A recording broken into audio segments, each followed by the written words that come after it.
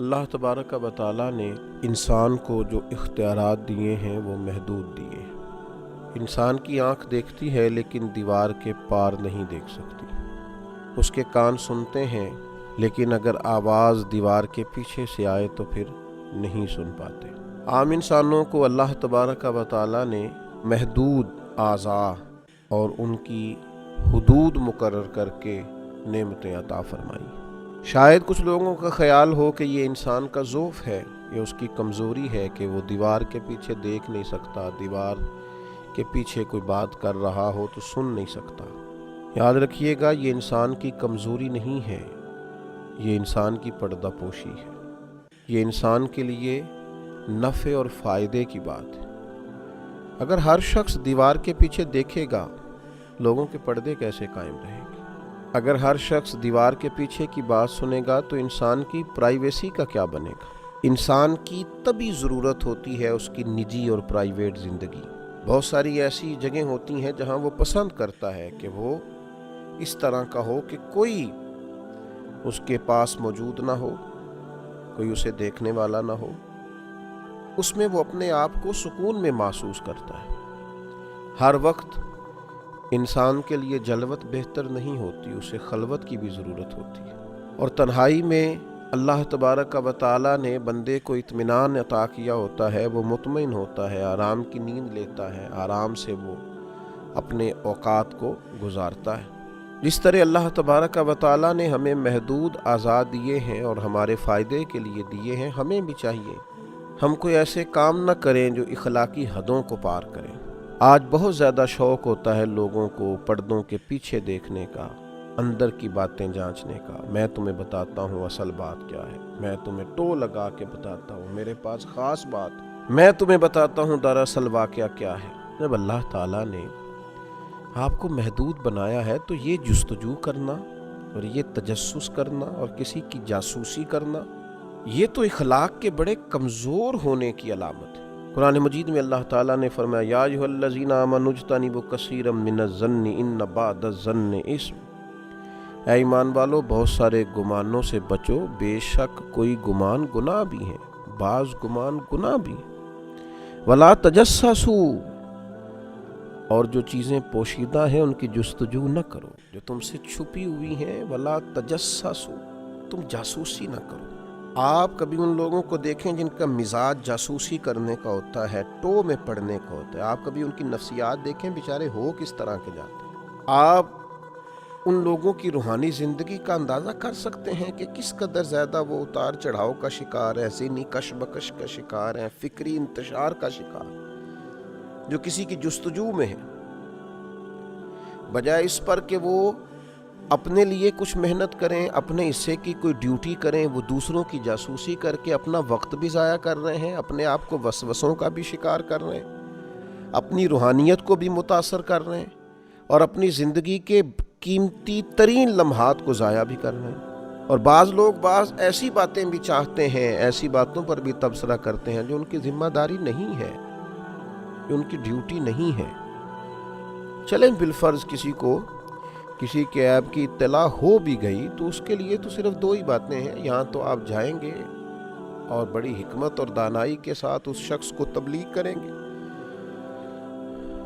اسے اکیلے میں مل کے اس برائی سے بچنے کا کہیں گے، یا دوسری بات یہ ہے کہ آپ اس کی ہدایت کے لیے اللہ کے حضور دعا کریں گے۔ یہ تنقید کرنا اور لوگوں کے سامنے اس کے اس عیب کو بیان کرنا، یہ تو کسی طور بھی قابل قبول چیز نہیں ہے۔ اور پھر جو خوبصورت لہجوں کے لوگ ہوتے ہیں، اعلیٰ اخلاقیات جو لوگ رکھتے ہیں، ان کا تو یہ انداز بھی نہیں ہوتا کہ وہ کسی شخص کے لیے جاسوسی کرتے ہیں۔ وہ تو خوبصورتیاں تلاش کرتے ہیں، وہ تو اچھائیاں ڈھونڈتے ہیں، وہ تو خیر کے پیچھے۔ دو قسم کی مکھیاں آپ کو معاشرے میں ملیں گی۔ ایک شہد کی مکھی ہوتی ہے، ڈھونڈتی پھرتی ہے کوئی پھول کہیں مل جائے، اس پھول پر بیٹھتی ہے اور اس پھول سے فیض یاب ہوتی ہے، اور اس کے بعد جب وہ واپس لوٹتی ہے تو اپنے چھتے میں آ کے، اپنے گھر میں آ کے شہد بناتی ہے،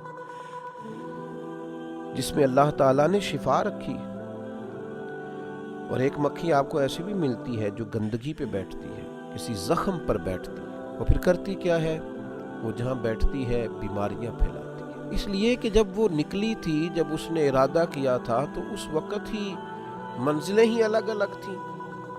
وہ تو نکلی تھی زخم ٹٹولنے، گندگی کو معاذ اللہ دیکھنے، بری چیزوں کو جب اس نے واپس آ کے چھوڑا ہے تو اس نے جراثیم چھوڑے ہیں، بیماری کو چھوڑا ہے، اور یہ نکلی تھی پھولوں کی تلاش میں۔ تو جو لوگ پھولوں کی تلاش میں نکلتے ہیں ان کو پھر شہد نصیب ہوتا ہے، لیکن اب کوئی شخص ساری زندگی اگاتا کانٹے رہے اور اسے نصیب پھول ہو جائے، تمام عمر کے کانٹوں کی آبیاری پر عجیب شخص ہے، اب گلشن کی بات کرتا ہے۔ تو میرے عزیز، جاسوسی نہیں، عیب جوئی نہیں، ہمیشہ اس کشمکش میں رہنا کہ مجھے کسی کی غلطی کا پتہ چلے۔ بتائیے نا وہ شخص کس طرح کا ہو جائے گا، وہ کیا ہوگا بھلا، اس کی ذہنی کیفیت کیا ہوگی، اس کا اخلاقی معیار کیا ہوگا، اس کے دل کی کیفیت کیا ہوگی، وہ کس سٹیٹس کا آدمی ہوگا جو ہمیشہ لوگوں کے عیب تلاش کرتا ہے۔ اگر آپ کو پتہ چل بھی گیا، اور انسانوں کے اندر کمزوریاں بھی ہوتی ہیں، انبیاء کرام علیہم السلام اور فرشتوں کے علاوہ معصوم تو کوئی نہیں، تو انسانوں میں، عام انسانوں میں کمزوریاں بھی ہوتی ہیں۔ اب آپ کو عیب پتہ چل گیا، پتہ چل جاتا ہے، کسی وقت کسی کے سامنے کسی کی غلطی آ جاتی ہے، کرنا کیا ہے، رد عمل کیا کرنا ہے؟ لوگوں کو بلا بلا کے ان کے کانوں میں باتیں کی جائیں، اس بات کو نشر کر دیا جائے، اس کا اظہار کرنا شروع کر دیا جائے، وہ کوشش کی جائے کسی نہ کسی طریقے سے پھیلا دی جائے معاذ اللہ؟ نہیں، رسول رحمت نبی اکرم صاحب خلق عظیم صلی اللہ تعالی علیہ وسلم نے ہمیں اس معاملے میں بھی حسین رہنمائی دی اور ہماری تربیت فرمائی۔ اور آپ یہ کام کر کے دیکھیں، آپ اپنے آپ کو بلند اخلاق والا پائیں گے، آپ کو محسوس ہوگا کہ یار میرے سینے میں پھول کھلے۔ اس کی عملی مشق کریں، آپ اندازہ کریں گے کہ آپ کے اندر، روح کے اندر تازگی کتنی پیدا ہوتی ہے۔ مسلم شریف کی حدیث، حضرت ابو ہریرہ رضی اللہ تعالی عنہ ارشاد فرماتے ہیں کہ نبی اکرم صلی اللہ تعالی علیہ وسلم نے ارشاد فرمایا، جو شخص دنیا میں کسی کے عیب کا پردہ رکھے گا، اللہ تبارک و تعالی قیامت کے دن اس کے عیب کا پردہ رکھے گا۔ اور یہ بات یاد رکھیے گا، جس کے قیامت میں پردے رکھ لیے گئے وہ بچ گیا۔ سب سے زیادہ ضرورت تو ہوگی قیامت کے دن پردہ پوشی کی، سب سے زیادہ حاجت تو ہوگی قیامت کے دن کے اس کے عیب چھپا دیے جائیں۔ تو کتنی بڑی سعادت ہے کہ قیامت کے دن اس کی پردہ پوشی کی جا رہی ہے۔ اللہ تبارک و تعالی اس کو اپنے فضل سے، اپنے کرم سے، اپنی رحمت کی چادر عطا فرما رہا ہے، اس کے پردے قائم رہے، یہ پردوں میں چھپا ہوا اللہ کے حضور حاضر ہو گیا، کامیاب ہو گیا، فتح یاب ہو گیا، معاف کر دیا گیا، جنت کا حقدار بنا۔ لیکن اس کے لیے اسے دل بڑا کرنا ہے، بلند اخلاق کا مظاہرہ کرنا ہے۔ وہ کیا کرے گا؟ وہ دنیا میں کسی کا عیب دیکھے گا تو اس پر پردہ ڈالے گا۔ اگر یہ کام کرے گا تو نتیجے بڑے شاندار نکلیں گے۔ آج تو بڑا عجیب نظام ہے، کچھ لوگ جو جاسوسی کر کے دیتے ہیں ان کو بڑا نوازا جاتا ہے، وہ آنکھوں کے تارے ہوتے ہیں، یہ میری جاسوسی کرتا ہے، مجھے خبریں دیتا ہے، ان پر لوگ بڑی بڑی شفقتیں کرتے ہیں۔ تو یہ انداز ٹھیک نہیں ہے۔ ہاں، کسی وقت اگر کسی بات کا کسی جگہ بتانا اصلاح کے لیے ہو کہ یار بہتری ہو جائے گی میرے کہنے سے، اس بات کی اصلاح ہو جائے گی، تو اصلاح کی نیت سے مقدور بھر ضرورت کے مطابق کسی بات کا کرنا، اور ایسے شخص سے کرنا جو اس کی اصلاح کر دے گا، جو بہتری کر دے گا، اس کے لیے علماء نے گنجائش لکھی ہے۔ اور نبی پاک علیہ السلام نے یہ بھی تنبیہ فرمائی ہے، فرمایا اگر تم اپنے کسی بھائی کا پردہ فاش کرو گے نا تو اللہ تعالیٰ بھی تمہارا پردہ فاش کر دے گا، اگرچہ تم گھر کے اندر بھی بیٹھے ہوئے تو رسوا کر دیے جاؤ گے۔ لہٰذا یہ کام نہ کریں۔ اور پھر ایک اور بات جو بڑی سمجھنے والی ہے اور قابل غور ہے کہ جناب بہت سارے لوگ لوگوں کی عیب جوئی کرتے ہیں، تو پہلے وہ یہ تو بتائیں کہ ان کے اندر کوئی عیب خود سے موجود نہیں ہے، خود اپنے آپ کو پاک، صاف، مسجع، مکفّا، پاکیزہ سمجھتے ہیں، بڑے بھولے بھالے، بڑے اللہ والے، ریاض آپ کو بس ہم ہی جانتے ہیں، اپنے آپ کو بڑا صاف ستھرا جانتے ہیں۔ دیکھیے، ایک انسان کے اپنے اندر کمزوریاں موجود ہیں، غلطیاں موجود ہیں، باوجود اس کے وہ لوگوں کی عیب تلاش کر رہا ہے۔ وہ خود گھٹنوں تک دھنسا ہوا ہے خطاؤں میں، اور پھر نیچے دھستا ہی چلا جا رہا ہے، نہ توبہ کر رہا ہے نہ اصلاح کر رہا ہے، لیکن لوگوں کی غلطیاں بیان کرتا ہے تو بڑے دھڑلے سے بیان کرتا ہے۔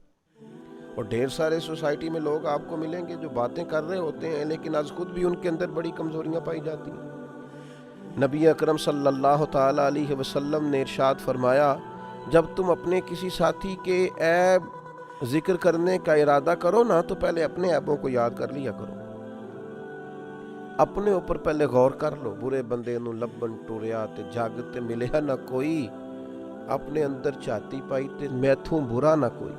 تو اس لیے یہ اتنی کمزور اور کبھی عادت ہے لوگوں کے اندر کہ وہ پہلے عیب ڈھونڈتے ہیں، ٹو میں رہتے ہیں، جاسوسی کرتے ہیں، پھر اس کو آگے پھیلاتے ہیں۔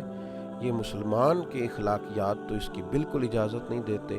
اللہ تعالیٰ سمجھنے کی توفیق عطا فرمائے۔